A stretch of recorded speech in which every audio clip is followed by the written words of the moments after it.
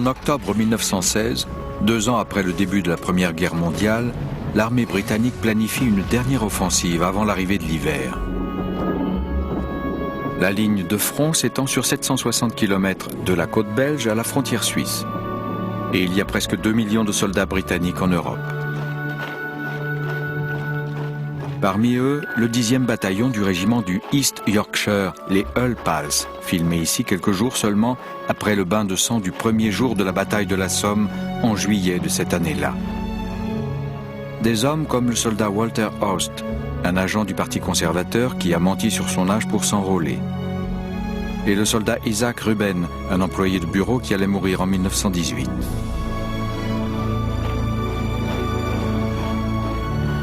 « 85 ans plus tard exactement, la BBC recrute 24 volontaires chapeautés par un officier en exercice. Ils passeront 2 semaines dans les tranchées et revivront les expériences du 10e bataillon pendant les jours de tension croissante précédant la fameuse bataille de l'Ancre. Les recrues viennent aussi de Hull. Ils ont le même âge et sont du même milieu que les Pals. Comme Mark Thompson, compagnon maçon. Lance Gadd, étudiant. Et Craig Wright, à quelques jours de son 25e anniversaire.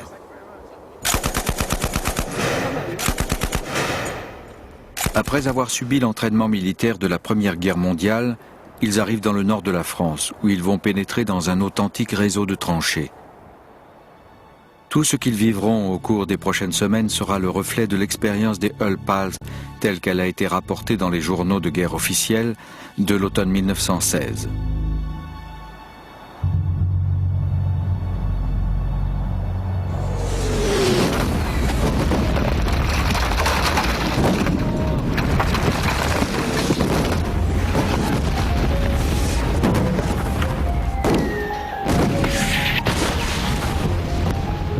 Dans la nuit du 20 octobre 1916, les Hull Pals prennent une section de la ligne de front à quelques kilomètres au nord de la Somme.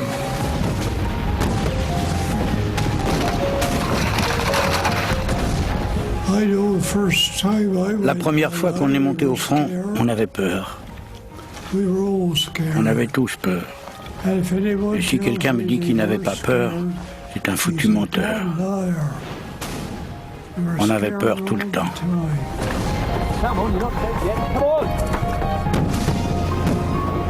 En approchant du front pour la première fois, l'adrénaline était haute, les émotions fortes, et tout ce qu'on voulait, c'était arriver, s'installer et commencer le boulot.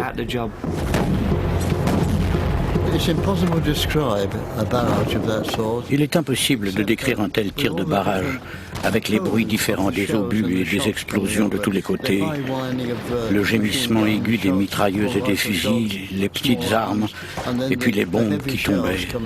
C'était un pot-pourri de bruits entremêlés, des bruits pas très amicaux si on peut dire.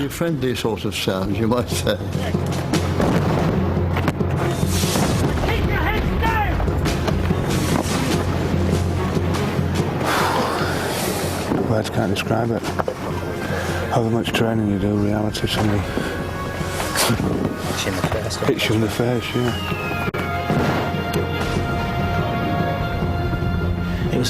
C'était incroyable.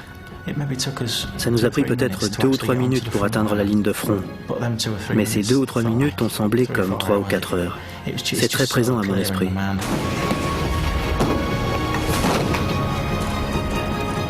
Cette nuit-là, il y a 85 ans, les tranchées subissent un bombardement intense.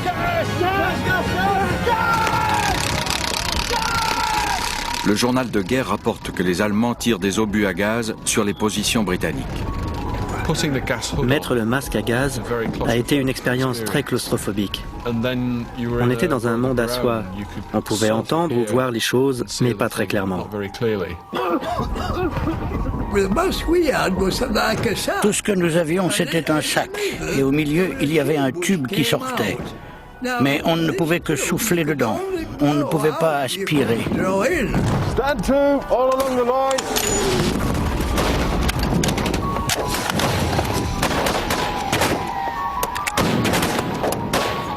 Pendant un gazage, les hommes doivent se tenir en position de tir, au cas où l'attaque serve à couvrir un assaut des troupes allemandes. Quand on est gazé, Ça descend directement dans la gorge.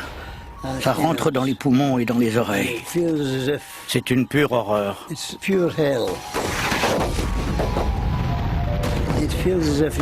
C'est comme si on faisait tourner un tire-bouchon dans la gorge, tellement ça fait mal.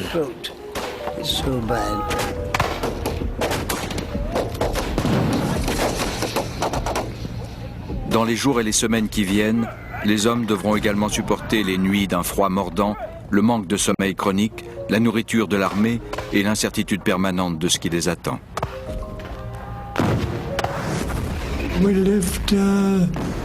On vivait une heure après l'autre.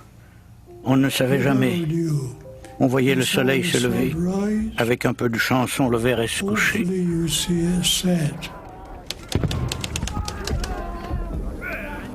Après le chaos de la première nuit, ils font le point de la situation avec l'appel. Sergeant! Baxter! Yes, Sergeant. Bellamy! Sergeant! Forsyth! Sergeant! Gad! Gad!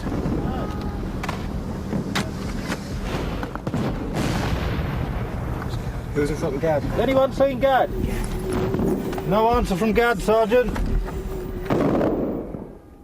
Le journal de guerre rapporte qu'alors que les hommes montent au feu, un soldat est tué.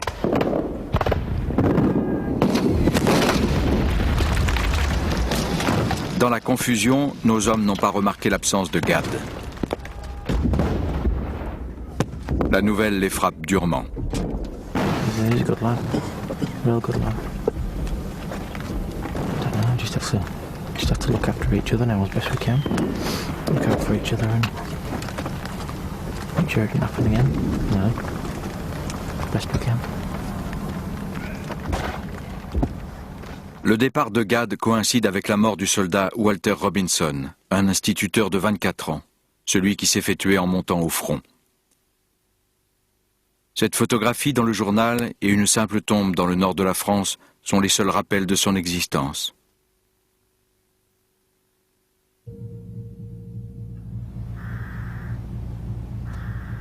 Au cours d'une année, un soldat d'infanterie ne passait que 5 à 10 jours au combat direct avec l'ennemi. Mais il restait des mois dans les tranchées, survivant de son mieux. Nos hommes n'affronteront pas de vraies balles, ni ne seront en danger, mais pour tout le reste, ils vivront comme les fantassins de la Grande Guerre.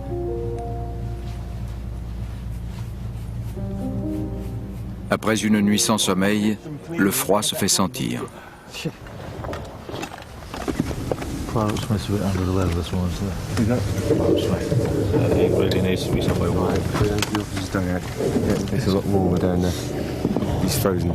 Il est gelé jusqu'à la moelle. Il faut juste qu'il se réchauffe un peu. Il fait plus chaud dans l'abri. On fait circuler son sang ce matin et il ira probablement mieux dès que le soleil sera levé. Il est un peu plus vieux que les autres, le froid a dû pénétrer plus profondément.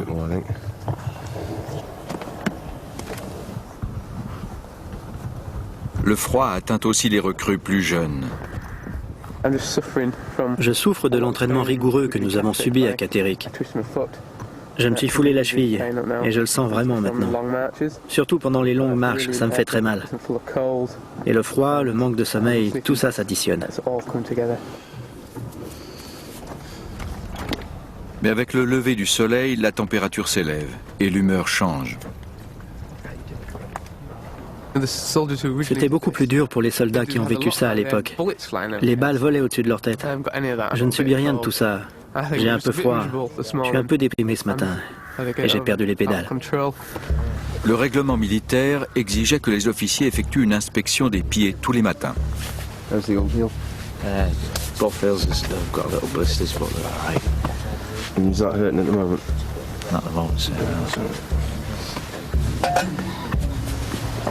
Tous les aspects de la vie dans les tranchées sont abordés selon une routine quotidienne établie dans les manuels militaires. Des chapitres entiers sont consacrés à la prévention des engelures et du redoutable pied des tranchées, sans oublier l'application d'huile spéciale. On ne pouvait pas mettre nos bottes. Elles étaient raides de gel. Le pied gelé dans la botte, vous savez. Elles étaient complètement gelées. Et cette huile, je ne sais pas ce qu'ils mettaient dedans, nous évitait d'avoir le pied détranché. Nos hommes sont dans un peloton de 3 sections, chacune commandée par un caporal d'expérience. Wilson, 9 till 10. Womack, 10 till 11. Ackroyd, 11 till 12. You hand over to Fawcett, 12 till 1. La tranchée est mieux protégée des attaques le jour, mais les soldats doivent rester vigilants. Alors qu'un homme sur 3 est de garde la nuit, ils sont 1 sur 10 le jour. Les sentinelles utilisent des périscopes pour surveiller le no man's land. Il y avait 2 miroirs dans un angle. L'un montrait ça, et on avait le reflet en bas, dans le périscope. Alors on pouvait voir. On l'utilisait pendant la journée, mais si le soleil brillait dessus, c'était fini. Quelqu'un tirait dessus. Get your tea, then get out of the way and let the next man come along. That's what it's flame as well. I'll give it to you. The next man. God. Could have done with this last night.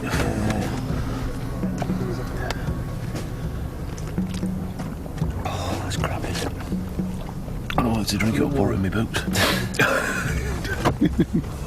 Which will warm up easiest. Drink this lot quick, grab some more, the Dixies have got to go back to bring out the breakfast. Oh, me of little faith. We're only going to get tea. There's food on the way. Bacon and bread is on its way, about a minute behind me, sir. Right. Le petit déjeuner est préparé dans la tranchée de soutien, puis transporté sur les 120 mètres de la tranchée de communication jusqu'à la ligne de front. Hurrah! Yep. Parade for Osprey Jam, guys. Jam!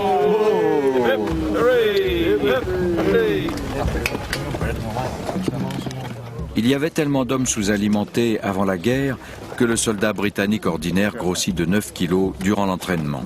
Mais la nourriture sur le front reste frugale.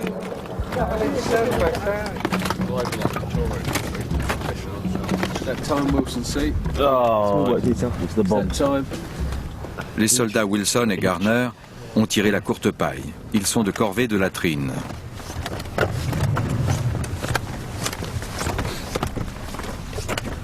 Les latrines sont constituées de sièges de bois posés sur des seaux de métal. Tee up, lads! Thank God we've all got colds. Isn't that foul? Il n'y avait aucun système sanitaire. L'odeur était épouvantable, mais on ne pouvait rien y faire. On ne pouvait pas se lever et sortir de la tranchée pour aller ailleurs. Si on le faisait, on était mort. Le courrier est la seule forme de communication avec le monde extérieur. À ma femme, ma chère Mandy. Je suis ici sur le front depuis 2 jours. C'est l'enfer. Froid, humide.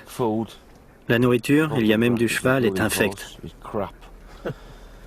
Tu me manques tellement que je pense à toi allongé dans ton lit, pelotonné au chaud pendant que je suis ici à grelotter, glacé, mouillé et isolé. Excuse mon écriture, ce sont les conditions.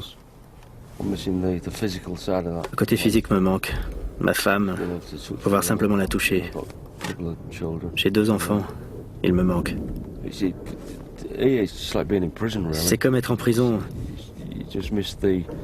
Ne pas pouvoir aller se faire à boire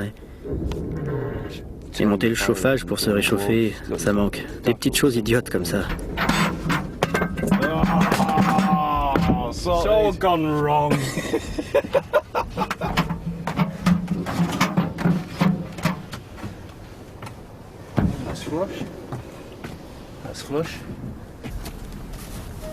L'esprit de camaraderie s'est développé chez les hommes et ils se sont donné des surnoms.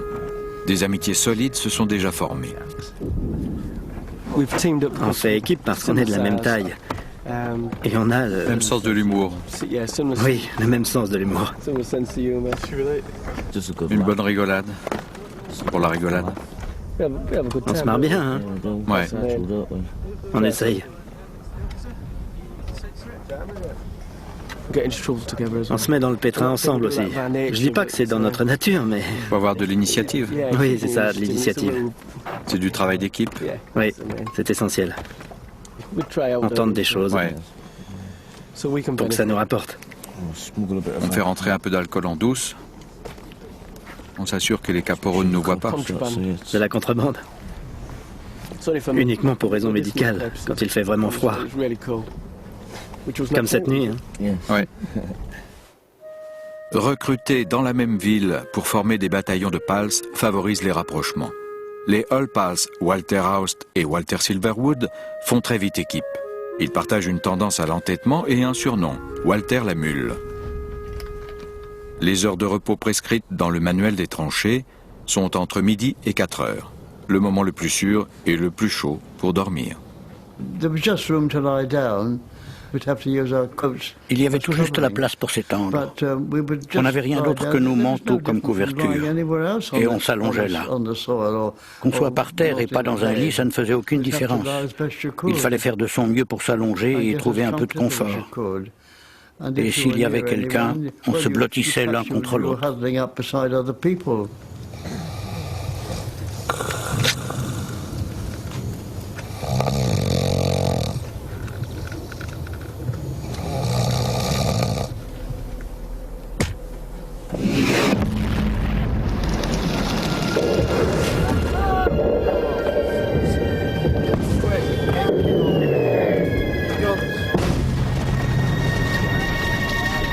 De l'autre côté du No Man's Land, les Allemands connaissent et peuvent briser la routine des tranchées britanniques.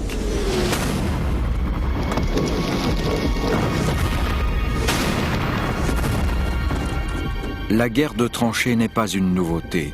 Elle remonte aux sièges médiévaux.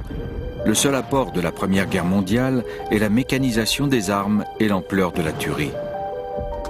Le peloton n'occupe que 60 mètres de la ligne de front, mais ce schéma se répète tout au long des 760 km de tranchées occupées par les Britanniques et leurs alliés.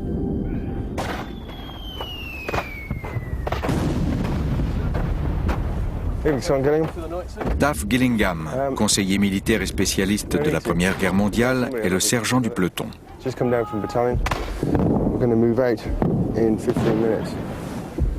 Men need to be at the exit on the sunken lane by 7 Pip Emma. By 7 Pip Emma. Yes, sir. Selon le journal du régiment, le bataillon est relevé par le 16e régiment du Yorkshire le 21 octobre 1916. La ligne de front doit être défendue en tout temps. Les troupes de relève doivent donc être en position avant que les hommes puissent partir pour les fermes et les cantonnements où ils se reposent quand ils ne sont pas au combat.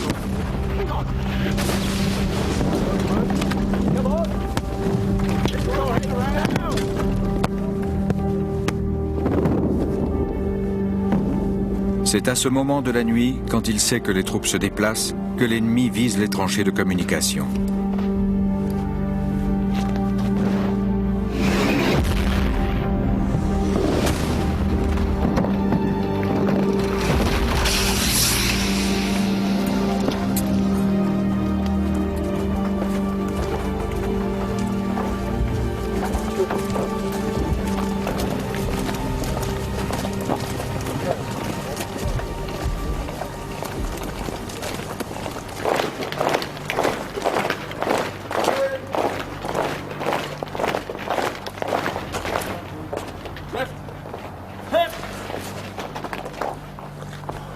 Stand easy. All right, gentlemen, well done. Your first blooding in the trench. A couple of minor points. Noise discipline. Also wearing of helmets. I don't know, those are the few of you who saw me go to use the latrine. My helmet never came off. There's far too many of you wandering around in the trench without a helmet. You get a stonking like the one we had on the way in and the one on the way out without your helmet. Believe me, you'll know about it. Les casques n'ont été introduits qu'en mars 1916, 7 mois avant que les Hull Pals commencent à se préparer pour la bataille de l'Ancre. Equipment never to be more than arm's reach if you're told to take it off. Otherwise, unless you're told specifically to take it off, it's on you all the time. Cela fait maintenant 36 heures que les hommes n'ont pas ou peu dormi. Après la marche de cette nuit, 3 km, de la tranchée au cantonnement, avec l'équipement complet, ils sont épuisés. Le soldat John Pira est près de s'évanouir.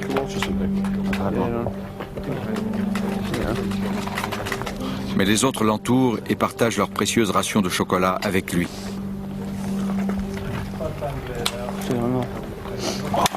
Oh dear. Just right,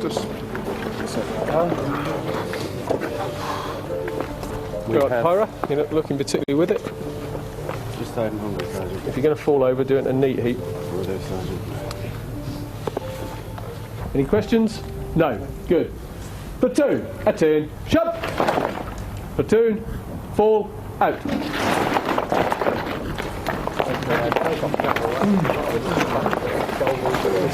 Sergeant? Sergeant. L'un des camarades de Pira le débarrasse immédiatement de son équipement. Quand nous étions ensemble dans ces circonstances, nous étions toujours très proches les uns des autres. Nous étions un seul corps, un corps de frères pour ainsi dire.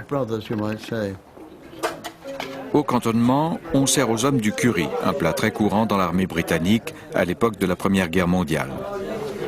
Best meal we've spent so far, is it? Yeah. It's funny how a bit of straw can make a place seem like home, isn't it? It seems like heaven, doesn't it? Yeah. Which it is comparatively. Après un repas chaud, le soldat Pira commence à récupérer. Si nous restons ici ce soir, nous dormirons. Si nous étions dans la tranchée, nous ne dormirions pas du tout. À la seconde où on essaye de dormir dans la tranchée, on commence à geler. Alors on est obligé de continuer à bouger. La simple idée d'une autre nuit sans sommeil, on ne dort pas très bien sur de la paille. Je pensais que c'était dur, jusqu'à ce que j'aille dans la tranchée.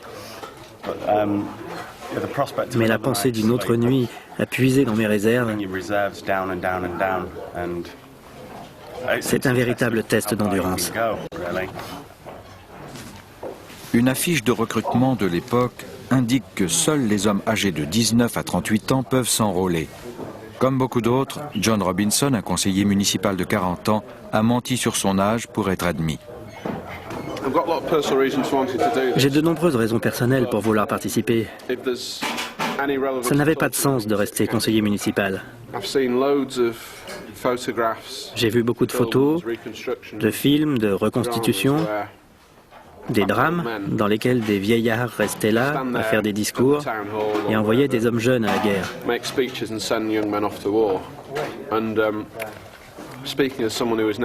Et en tant que personne qui a maintenant 38 ans, en fait j'en ai 40, j'ai toujours pensé que je pouvais supporter l'entraînement militaire et me mesurer à des gens comme John et les autres qui sont dans la vingtaine. On ressent une certaine fierté à se maintenir à leur niveau.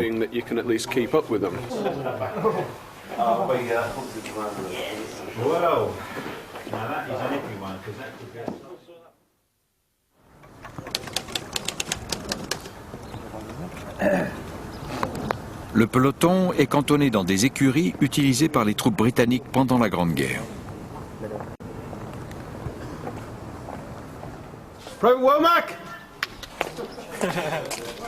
Womack s'est porté volontaire pour être l'ordonnance de l'officier. You're going to come down to the line later with the company transport and come up with the reserves. And you're going to remain behind under direction of Captain Ingram and carry on some duties as your newly appointed Batman. Thanks, Lieutenant. Yes, sir. Right. So, Womack, you're stood down. You can ditch all your kit and everything. I'd like you to go up to our billet. You know where our billet is? Up in the loft, yes. You'll find there my field boots, which are in serious need of a good clean, removing mud, and then polish. There is a polishing kit next to them. If you'd like to do that for me first. Sir. Jolly good. Fall out. Carry on. En 1916, tous les officiers ne viennent pas des classes supérieures, mais la tradition de se faire servir perdure. En campagne, même les officiers les plus jeunes ont droit au service d'une ordonnance.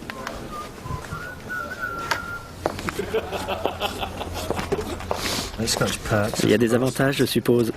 On est dispensé. Pas besoin de faire la sentinelle par des nuits glaciales, par exemple. On se fait pas mal bousculer, comme les autres.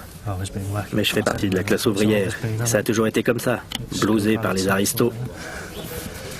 Right, come on, get yourselves outside, get felling now! Move!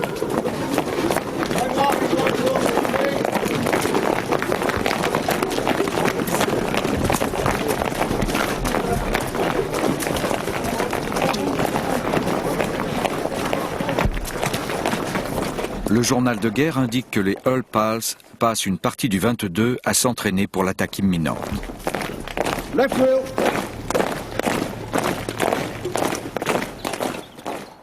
L'entraînement se déroule loin des lignes arrières, hors de portée de l'artillerie ennemie. Nommé d'après son inventeur, le fusil Lewis est introduit en 1915. C'est la première mitrailleuse légère portable utilisée par l'armée britannique. The rounds, 47 rounds in each magazine. A good marksman on the Lewis gun, 150 rounds in 1 minute. That's not just firing it, but it's aiming and hitting the target 150 times. Okay, gun stopped. What's the problem? Immediate action. You bring your hand up, you feel what it is. Change mag. A fresh mag is then inserted on by the number 2. Le numéro 1 était un caporal. Le numéro 2, c'était moi, et je portais les pièces de rechange. Le 3, c'était un chargeur. 4 et 5 étaient là pour charger les magasins au fur et à mesure qu'on les vidait.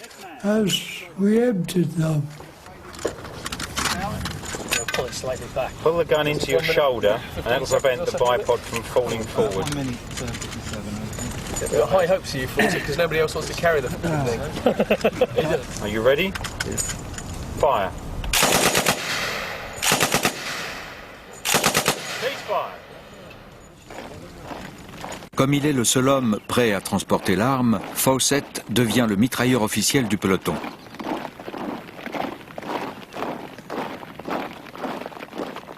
Les mitrailleurs spécialistes du Lewis du 10e bataillon vont jouer un rôle majeur dans la bataille qui s'annonce.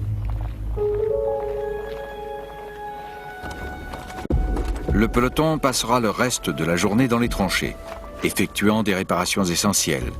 Il doit attendre dans les lignes de soutien jusqu'à ce que l'obscurité rende plus sûre sa progression vers le front.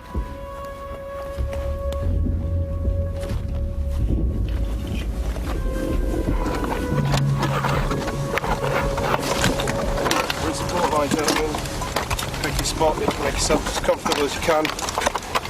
Slightly more space to spread out here than there is in the front line, so make yourself comfortable. À ce stade de la guerre, l'armée britannique a près de 2 millions de bouches à nourrir en France. Le ravitaillement est une opération d'envergure. Les repas principaux sont préparés dans des cuisines mobiles derrière les lignes.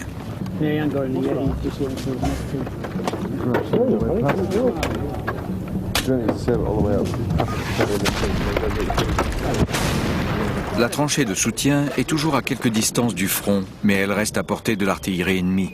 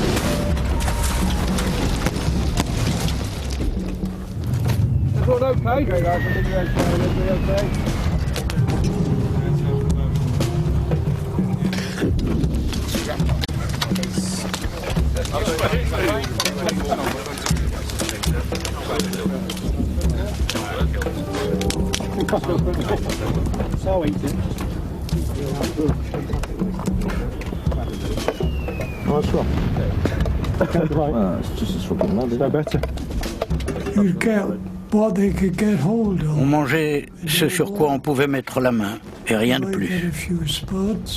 Quelques patates, rien d'autre. Un peu de chou peut-être. Si on avait de la chance, on pouvait ramasser un rutabaga dans un champ, si le fermier ne les avait pas récoltés. Non, notre nourriture était mauvaise, très mauvaise. Smiling at me. I think it's still breathing. It's lower intestine. Check it. Check it, but don't splash me with it. Stop on it. Looks like we're going to be moving out any minute now. There won't be time to put your packs back on. You'll have to grab your packs and your overcoats. We're about to relieve others in the first line. Cette nuit, ils servent d'équipe de travail et ne passeront qu'une courte période sur la ligne de front.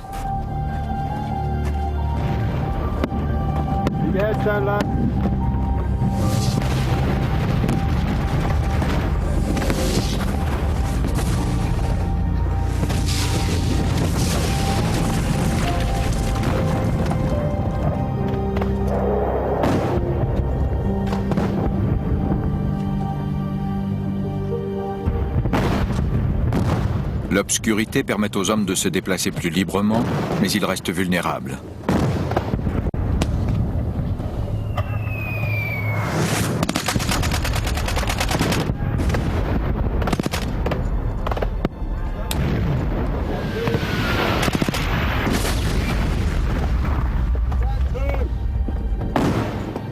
Cette nuit, Fawcett aura sa première occasion de tirer de la tranchée avec le Lewis.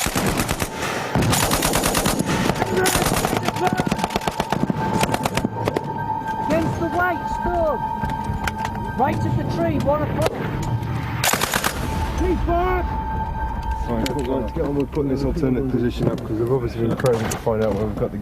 Le lieutenant Yule ordonne que le Lewis soit déplacé. On ne tirait jamais un magasin de la même position. Sinon, les Allemands auraient tracé une ligne ici, et ça aurait déterminé une position de mitrailleuse. Une invitation à envoyer une demi-douzaine de whiz-bangs. On se les prenait, qu'on le veuille ou non.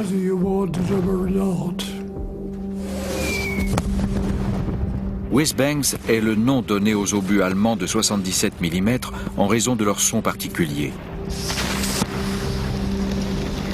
Les obus de 15 mm qui explosent dans un nuage de fumée noire sont les boîtes à charbon, ou Jack Johnson, du nom d'un célèbre boxeur noir.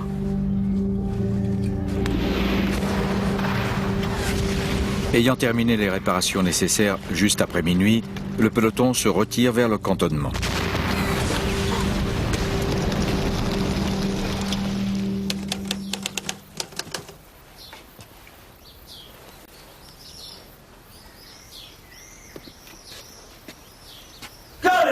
Wakey, wakey, nice and sharp. Lovely day out there. Breakfast time, lad.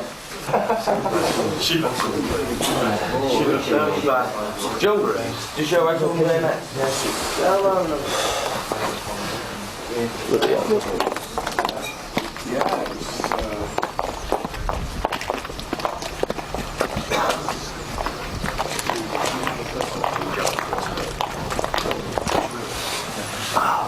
I think I've got ice water now, not blood.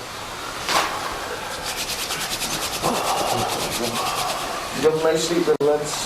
Oh yeah, I like sleeping in fridges. I haven't been for a shit for about 2 days. Yeah. 2 or 3 days. The toilet stinks. I'm eating smaller portions.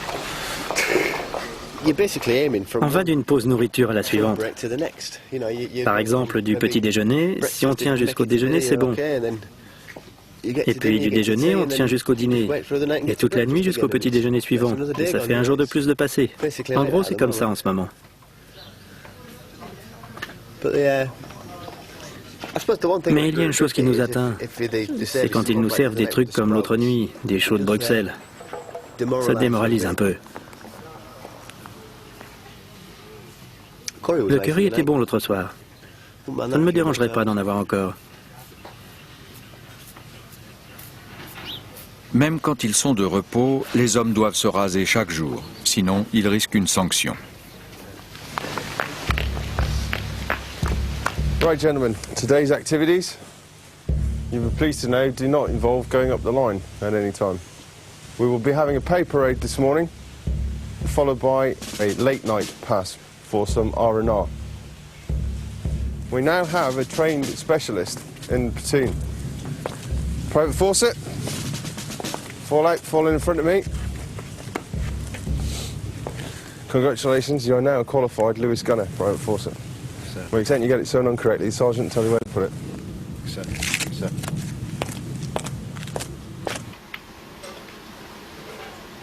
La bataille à laquelle les Hull Pals se préparent est prévue pour la nuit suivante.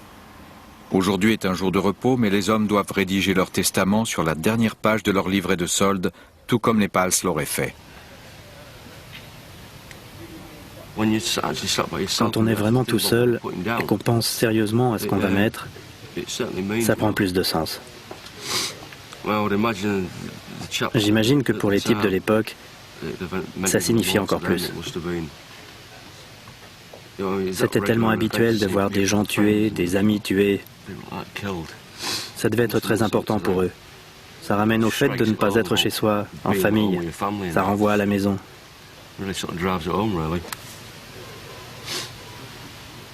Effrayant.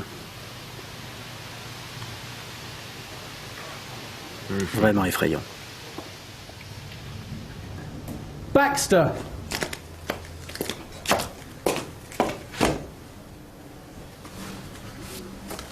Thank you, Baxter.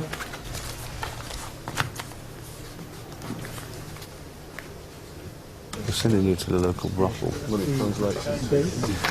Thompson, turn round. Looks like a big kid, isn't he? A little kid. Look at his hands. Can't take him nowhere. Fawcett! You know that you're now entitled to proficiency pay, that you are Lewis gunner. You'll receive an extra 4 francs, Fawcett. Les soldats d'infanterie étaient payés 7 shillings, soit 9 francs par semaine, l'équivalent d'environ 29 € d'aujourd'hui, avec une prime pour les spécialistes qualifiés comme les mitrailleurs. Could have got a shave this morning, Thompson. I've been waiting for my pay so I can buy some more racers. That's me excuse. I'm sure it won't wear. We'll see. If not, I might not be going out tonight. I'll be on guard duty. They're present and correct, sir. Okay. Before you go, also, these are our new plutonium fleshes. We'll show you how to sew them on later. Thompson!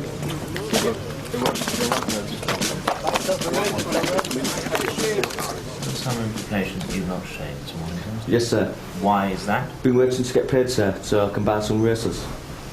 Lame excuse, Thompson. That doesn't cut any Yes, sense sir. with me. I don't like unshaven men on my pay parade. Yes, sir. Yes? Yes, sir.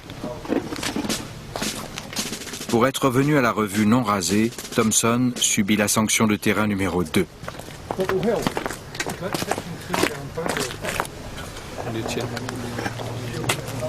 What Thompson is about to do is to double right the way around this square 5 times in full kit with his rifle above his head, without stopping, without puffing, without wheezing.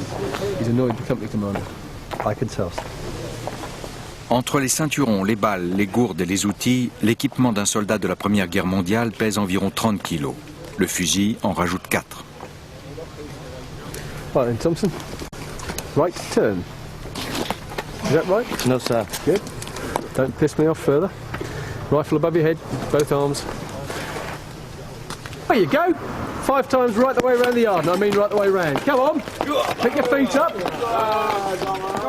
Des sanctions spéciales sont appliquées sur le terrain. Il y a la sanction numéro 2, comme ici, et dans les cas plus graves, la numéro 1, qui consiste à être attaché sur une roue dans la position de la crucifixion et nourri de pain et d'eau. Keep going. Deep breath. Around the corner. La discipline était très stricte. Nous marchions en escouade et tout d'un coup, on nous a donné l'ordre de nous arrêter. Il y a eu un autre ordre. Cet homme qui n'est pas habillé correctement avec la casquette de laine, c'était moi. Ici, au pas de course. Et j'ai dû courir vers lui. C'était un sergent-major du régiment et c'était lui qui imposait la discipline. Il a dit « Pourquoi venez-vous dans mon camp vêtu de manière incorrecte ?» J'ai répondu que j'avais perdu ma casquette à visière en me penchant par la fenêtre du train. « Mettez cet homme à l'amende pour ne pas avoir pris soin de la propriété de l'État. »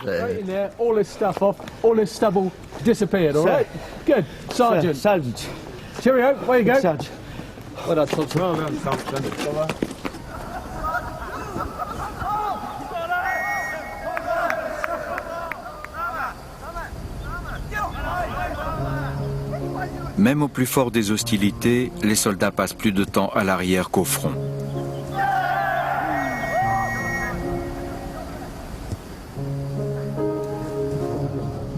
Lors de leur prochaine période dans les tranchées, les recrues vont passer à l'action. Elles doivent coudre des insignes spéciaux sur leurs uniformes. Quand on va au combat, on retire ces insignes. Et on met ceci pour que l'ennemi ne puisse pas nous identifier.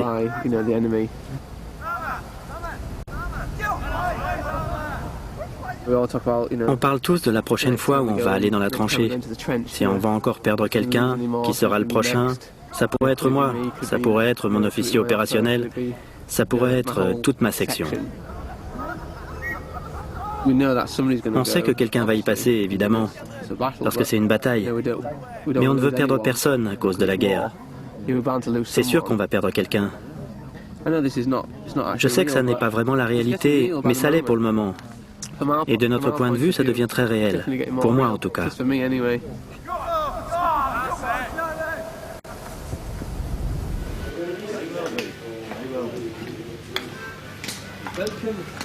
Pendant la guerre, les villageois français installent des cafés de fortune, les estaminets, pour les soldats britanniques cantonnés à proximité.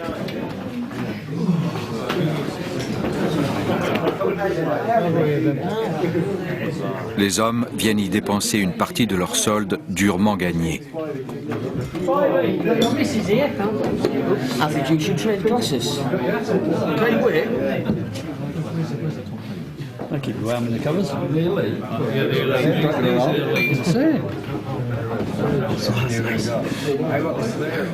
Le soldat David Nolan s'est déjà acquis la réputation de râleur du peloton. J'en ai plus qu'assez de marcher. Mes pieds me font mal, je ne supporte plus toutes ces marches. Mes pieds n'en peuvent plus, mes genoux non plus. Non, je n'ai plus de genoux. Mes pieds vont mieux quand on s'assoit, mais dès qu'on bouge, ça recommence.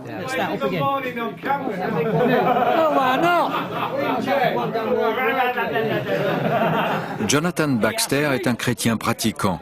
On l'a surnommé Saint Jean-Baptiste.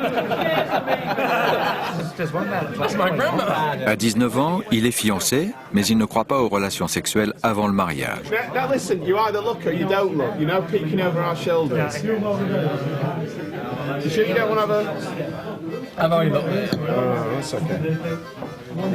Pass it on to that tail then, mate. A bit saucy, aren't they? They would be for the time.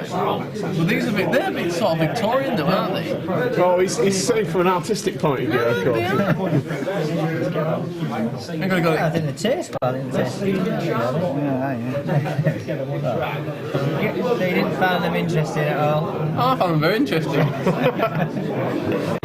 You won't get in trouble with your fiancé. Oh, I know. Depuis l'entraînement reçu à la caserne de Catterick, la rivalité va croissant entre les trois sections qui composent le peloton. Le soldat Thompson est dans la section 2, les flemmards, qui se sont surnommés la Easy Company. Right then, lads, there's Travel Company. We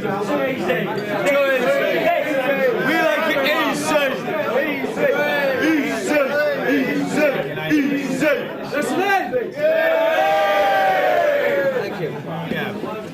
Listen La Easy Company est née parce que lorsque l'on rentrait à Catterick, il fallait faire de la lecture de cartes pour le caporal. Et comme on aimait se la couler douce, on trichait.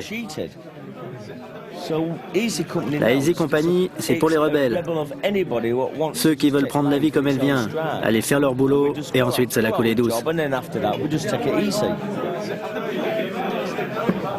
Ils ont tous rejoint la Easy Company. Tout le monde rejoint la Easy Company. À la fin. Listen in! Grab all your coats. Let's be having you. Come on. Time, gentlemen, please. There will be.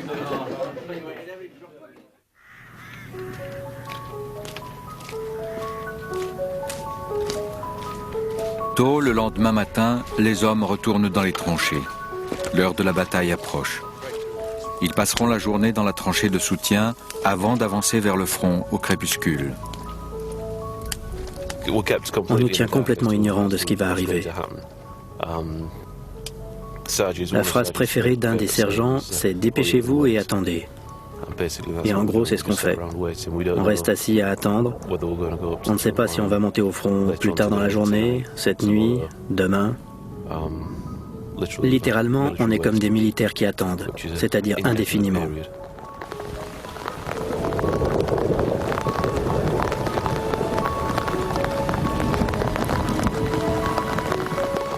Pendant 4 ans de guerre, les soldats ont enduré toutes sortes de conditions climatiques, sans grande protection contre les éléments.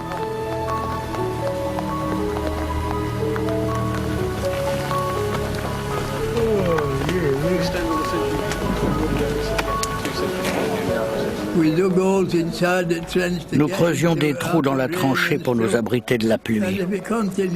Et il continuait à pleuvoir comme ça. Je ne sais pas pourquoi, nous étions trempés comme des soupes. Et nos bottes aussi. C'était une vraie perte de temps parce qu'il pleuvait beaucoup et on ne pouvait pas mettre nos bottes le lendemain matin. Elles étaient complètement gelées. On avait un tapis de sol en caoutchouc. C'était très pratique, même pour se couvrir.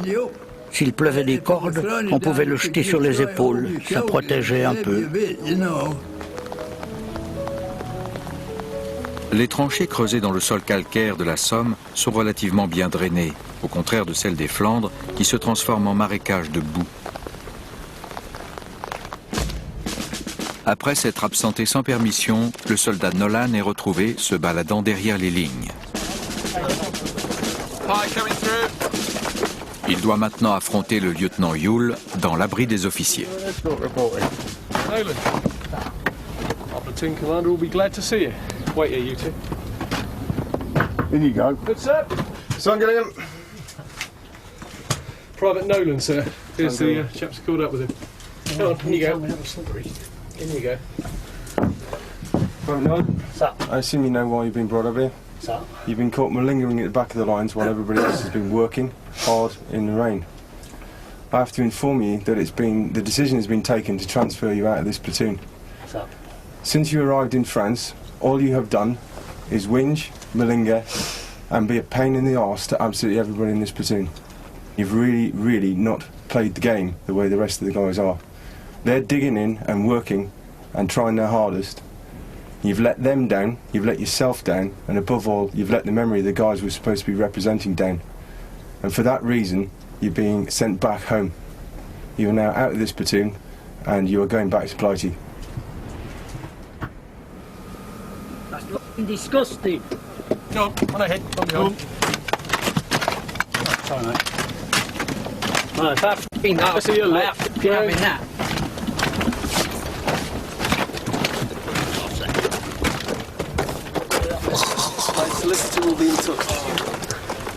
Je ne l'ai pas beaucoup vu.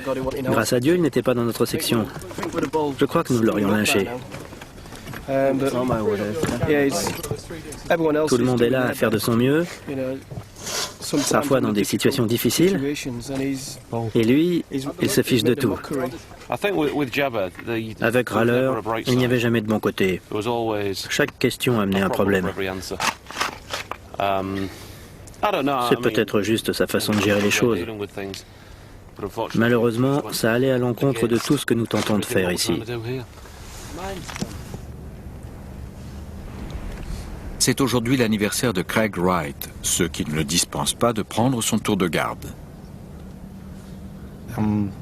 J'ai 25 ans, j'ai atteint un quart de siècle et ça fait réfléchir. À chacun de mes anniversaires, je m'arrête une seconde. Et je pense à où j'en suis dans ma vie. C'est un moment où les amis et la famille vous manquent. Je me suis réveillé ce matin en m'attendant à voir du monde et tout, mais je sais qu'ils ne seront pas là.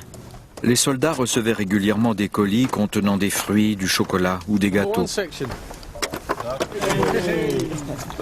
you very much. Let's make a wish. Yeah, I'm Welch, still here. Thank you very much. Cheers. You'll enjoy it. Oh, thanks. Happy birthday to you. Happy birthday to you. Happy birthday, dear Larry. Happy birthday to you. Hip hip hip! Hooray! Hip hip hip! Hooray! Hip hip hip! Hooray! Cheers, guys. Thank you very much. Right.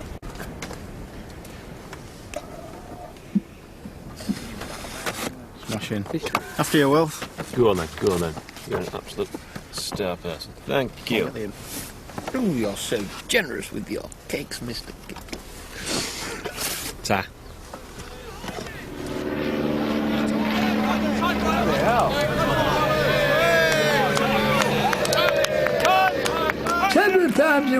Plusieurs fois par semaine, un de nos avions partait survoler les alentours et dans la minute, un Boche prenait les airs et il y avait une bataille. Ils tournaient et viraient et revenaient. C'était bien de les regarder parfois.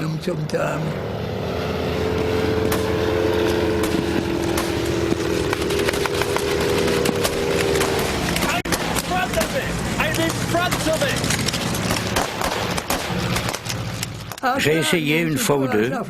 Je me disais, le prochain qui s'approche, je tire par là, si l'avion est là. Il fallait tirer très en avant, parce qu'ils allaient très vite. Mais je ne sais pas si nous avons aidé.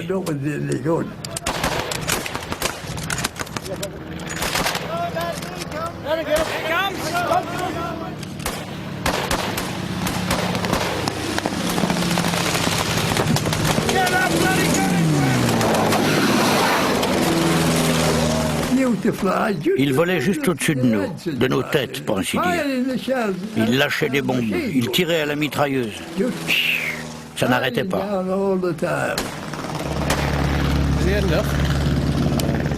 Au début de la guerre, le tout nouveau Royal Flying Corps a 63 avions en France. À peine 4 ans plus tard, il en aura 22 000. Section commanders.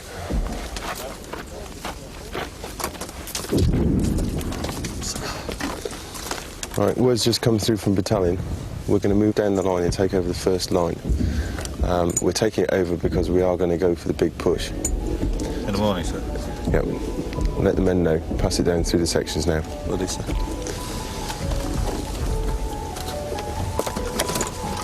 All right, lads, orders have come through. Okay, we're moving into the front line tonight. We're assaulting the German position in the morning.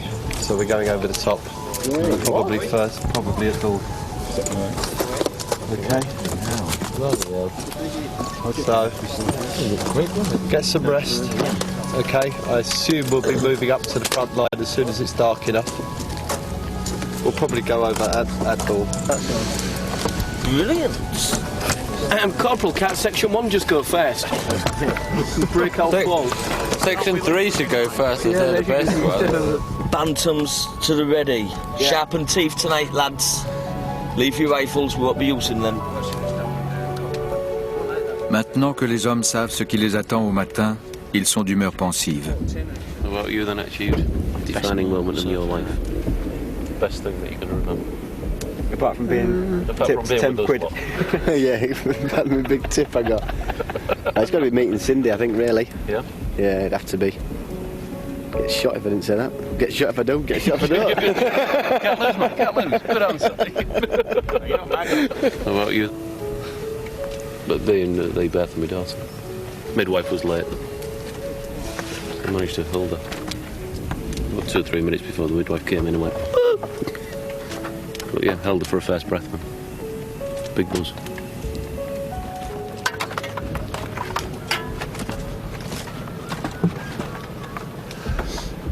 All ready to go? Come on, let's go.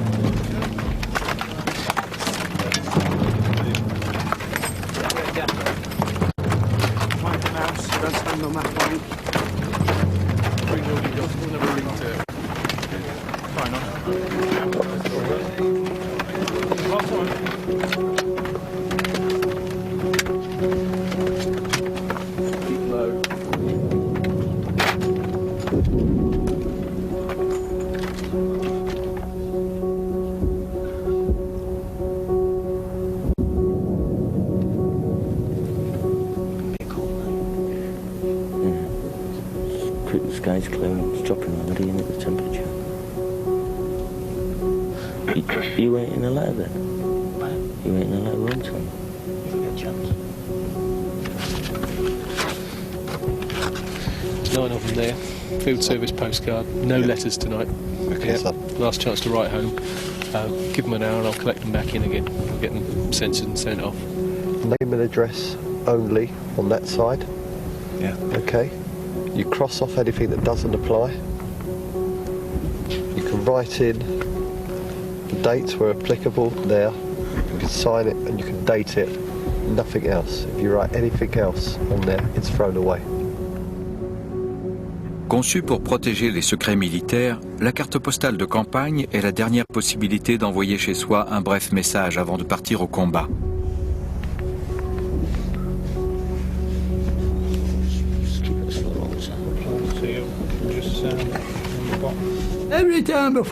Chaque fois avant de partir, je disais mes prières. Mon Dieu, je vais être en grand danger. Pourriez-vous, s'il vous plaît, me protéger et m'aider à me conduire en homme? S'il vous plaît, ramenez-moi sain et sauf. Et j'y allais sans peur. Avec des armées équivalentes en taille et en sophistication, toutes deux pareillement abritées, lancer l'assaut contre les tranchées ennemies dans l'espoir de les conquérir et d'en éjecter leurs occupants est le seul moyen de faire avancer la guerre.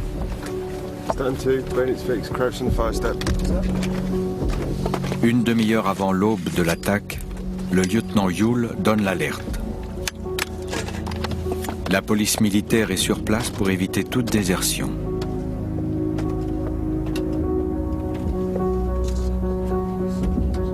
Au premier jour de la bataille de la Somme, en juillet, les pertes ont été énormes. Mais le 10e bataillon, les Hull Pals, était tenu en réserve. Depuis ce jour, il est connu comme le 10e chanceux. Mais en octobre 1916, lorsque l'hiver s'installe, les Hull Pals sont à la veille d'une offensive de grande envergure.